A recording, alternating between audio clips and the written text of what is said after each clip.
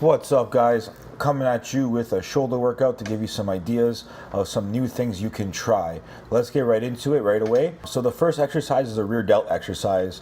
It's a variation of the lat pull down. So pretty much what I'm doing here is I have the single-handed grip. I'm literally just pulling it down, but the way that I'm pulling it down, it's not coming straight down like a pull down is. As you can see, I'm driving it with my elbows and I'm driving to the back.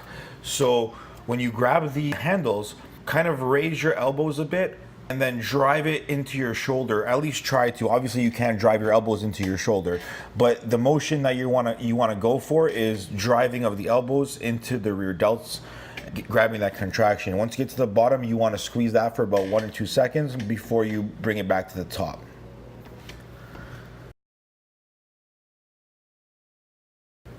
So the next exercise that I get into is my lateral raise, and this is probably my favorite workout. I find this gives me a great pump. This helps build up the traps as well as the side delts, and I really like doing them.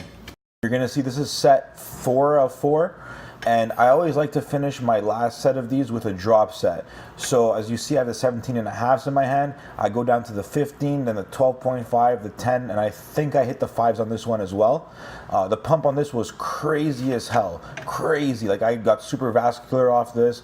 I couldn't move my shoulders after I was done. It was hard to drink my water. I really recommend you guys using the drop set technique, especially on isolation exercises like this, to help generate more volume, more tension in the muscle.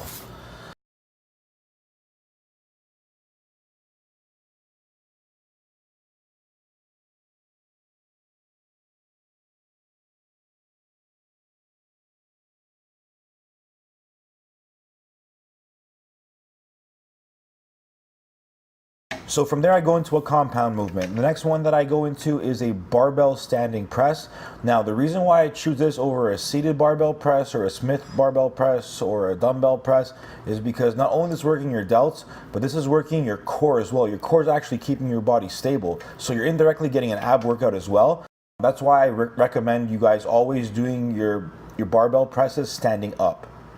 Now, another important feature, just like every other exercise, is you want to control the negative, the weight down on the movement. You want to count to about 3 or so before you power it back up.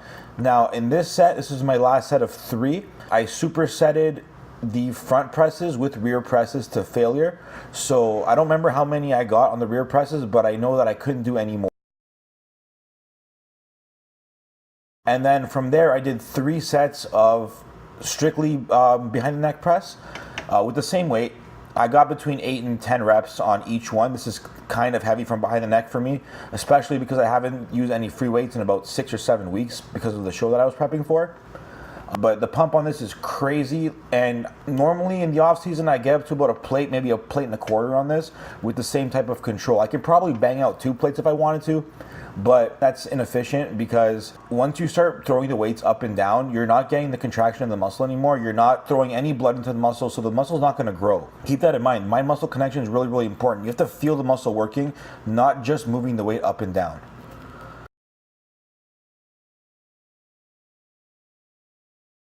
All right, next I go into a raise variation. So I actually saw one of the pro bodybuilders that's local, his name is Regan Grimes, do something like this on Instagram. So I thought I'd give it a try. This isn't something that I always do, but I'm going to be doing it more often because I did like the pump that it gave me. So you start off in a seated side lateral position. You bring it up to your sides, and as you're coming up, you bring it to the front as well. This is going to hit both your side and your front delt. So 2 heads out of the 3 of your deltoid, and the pump you get on this is crazy. You don't need heavy weights on this. 7.5 is all that I was using. It takes about 3 seconds or so, 3 to 4 seconds to do 1 rep.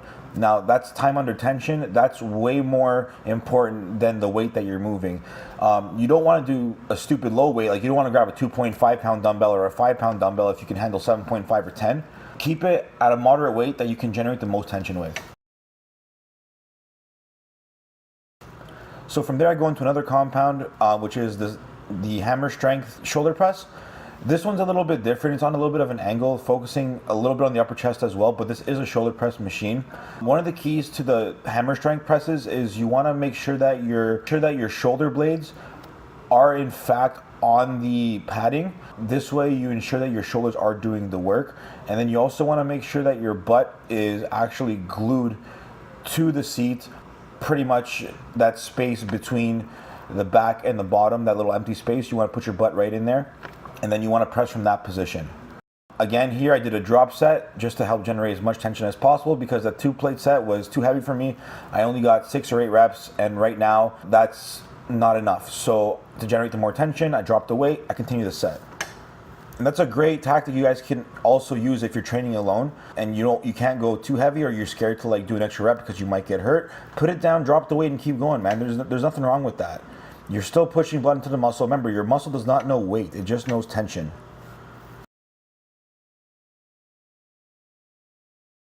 All right, lastly, this is probably my favorite shoulder exercise other than the side laterals.